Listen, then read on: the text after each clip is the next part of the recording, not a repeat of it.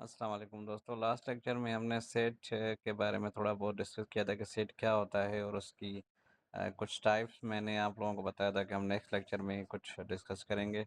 तो यहाँ पे कुछ टाइप्स हैं हमारे पास। फाइनाइट सेट क्या होता है, इनफाइनाइट, लेकिन ये बहुत सारे टाइप्स होते हैं वैसे, लेकिन हम यहाँ पे कुछ मखसूस जो एग्जाम पॉइंट ऑफ व्यू के हिसाब से इम्पोर्टेंट है तो उसमें हम डिस्कस करेंगे।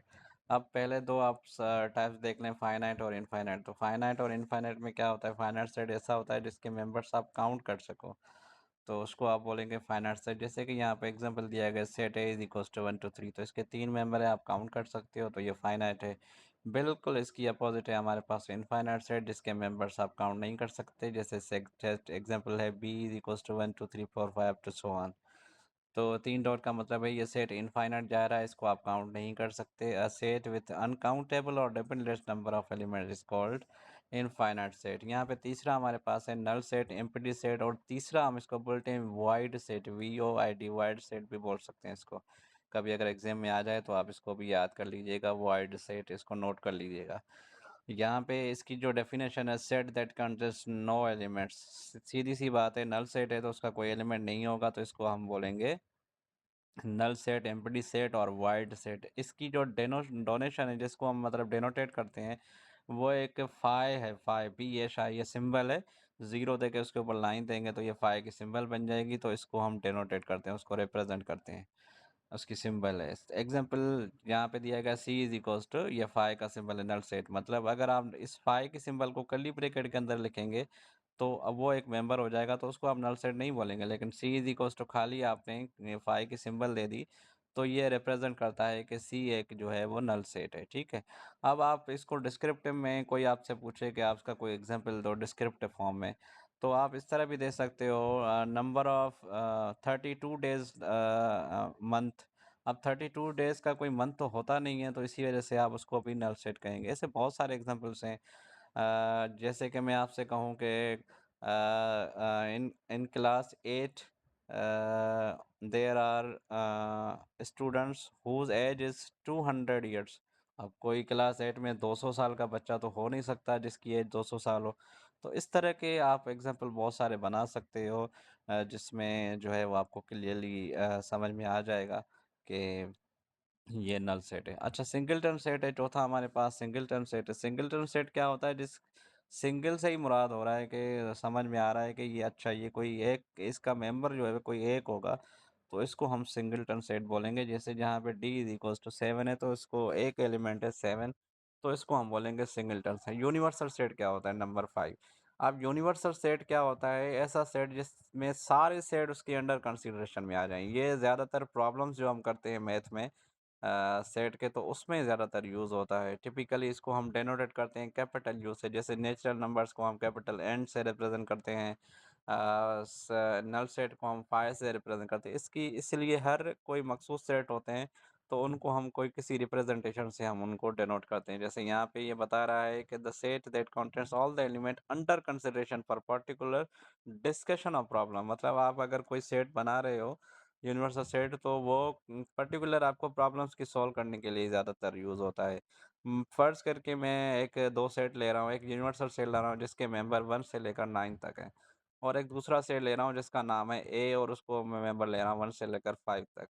तो हमेशा यूनिवर्सल सेट्स के साथ अगर आप कोई भी सेट लोगे, तो वो यूनिवर्सल सेट से छोटा सेट होगा, मतलब उसके सबसेट जैसे हम कहते हैं, तो उसके अंडर अंडर में आएगा। इसके बगैर हम प्रॉब्लम को सॉल्व नहीं कर सकते अगर आप यूनिवर्सल सेट ले रहे हैं तो।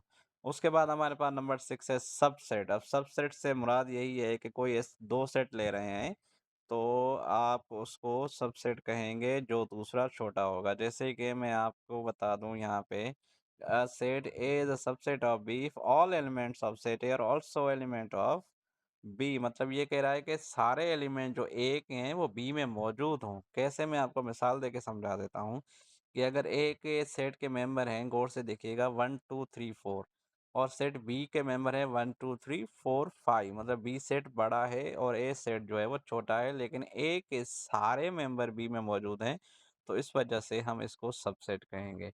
नेक्स्ट हमारे पास है पावर्ड सेट।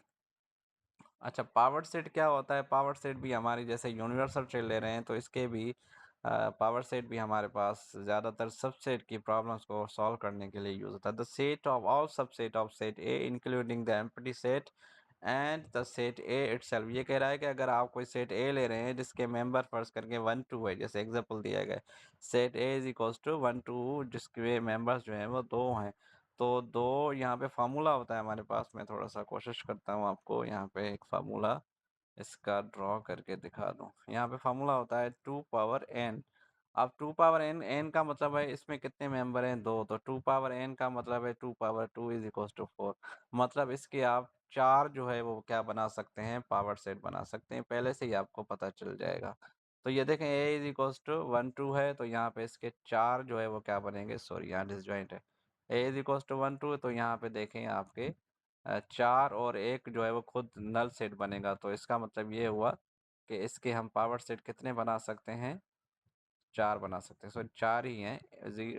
5 है, 1 2, 1 अलग है, 2 अलग है और 1 कमा 2 अलग है। तो ये आपके 4 इसके क्या बन गए, पावर सेट बन गए। तो ये फार्मूला भी मैंने आपको बता दिया, 2 पावर एन इसका फार्मूला। एन यहाँ पर रिप्रेजेंट कर रहा है नंबर ऑफ मेंबर्स। तो यहाँ पे जितने नंबर ऑफ मेंबर होंगे 2 हैं, तो एन की जगह 2 देंगे। अगर 3 हैं तो 3 देंगे। तो आपको पावर रूल की मदद से इसको रिजॉल्व कर लेंगे तो आपको पता चल जाएगा कि इसके कितने पावर सेट बन रहे हैं।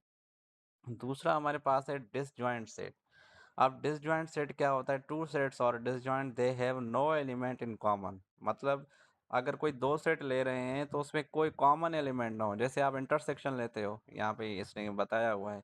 अगर आप यूनियन लेते हो तो सारे एलिमेंट आप जो है वो बता देते हो। अगर आप इंटरसेक्शन लेते हो तो जो कॉमन होते हैं तो उस पर आप क्या करते हो, यहाँ पे देखें। अगर कह रहा है कि अगर ए सेट है वो 1 2 है और बी हमारे पास है 3 4 है, देखें दोनों में अलग अलग मेंबर हैं। 1 2 एक अलग मेंबर्स हैं और 3 4 हमारे पास अलग मेंबर हैं। तो इसी वजह से इन दोनों में कोई कॉमन एलिमेंट नहीं है, कोई एक जैसा नहीं है। तो अगर आप इंटरसेक्शन निकालेंगे तो खाली सेट निकलेगा इनका। तो ये भी एक सवाल आ सकता है कि अगर एक डिसजॉइंट सेट है तो उसका इंटरसेक्शन क्या आएगा, तो उसका इंटरसेक्शन नल सेट आएगा। ये बहुत पावरफुल सवाल है। अच्छा, उसके बाद है इक्वल सेट। इक्वल सेट क्या होता है, इक्वल लफ्ज़ से ही मुराद है कि अगर दो सेट हैं, बराबर हैं, तो उनको हम इक्वल सेट कहेंगे। लेकिन उनके मेंबर्स भी एक जैसे हों, भले आगे पीछे हों लेकिन मेंबर्स एक जैसे हों। जैसे यहाँ पे set A is equals to 1 2 है और बी इज इक्वल्स टू 2 1 है, तो इन दोनों को हम क्या बोलेंगे, ये दोनों आपस में इक्वल सेट हैं। दूसरा हमारे पास है वेन डायग्राम। अब वेन डायग्राम क्या होता है, विजुअल रिप्रेजेंटेशन होती है सेट्स की डिस्ट्रीब्यूशन में। ये ज़्यादातर आता नहीं है लेकिन आप लोगों को पता होना चाहिए, ये भी सेट की क्या है, टाइप है। उसके बाद एक कॉम्प्लीमेंट सेट। कॉम्प्लीमेंट सेट अगर यूनिवर्सल सेट गिवन होता है तो हम कॉम्प्लीमेंट सेट किसी भी सेट का निकाल सकते हैं। फर्स्ट करके यूनिवर्सल सेट हमारे पास गिवन है यू इज इक्वल्स टू 1 2 3 4 5 और ए इज इक्वल्स टू 1 2 3। तो यू में से ए के मेंबर हम माइनस करेंगे। जैसे 1 2 3 है तो 1 2 3 यहाँ पे माइनस हो जाएगा, बाकी बचेगा 4 5। तो ए का कॉम्प्लीमेंट जो है वो आपका 4 5 मिलेगा। होप सो आपको ये समझ आ गई होंगी चीज़ें। थोड़ा सा लेक्चर जो है वो लेंदी हो गया। तो इंशाल्लाह नेक्स्ट टाइम हम कुछ थोड़ा सा आगे बढ़ेंगे, सेट और उससे रिलेटेड कुछ एमसीक्यूज उस पर डिस्कस करेंगे। तो आज के लिए इतना ही है। इंशाल्लाह नेक्स्ट लेक्चर में मिलते हैं। जज़ाकल्लाह, थैंक यू, अल्लाह हाफ़िज़।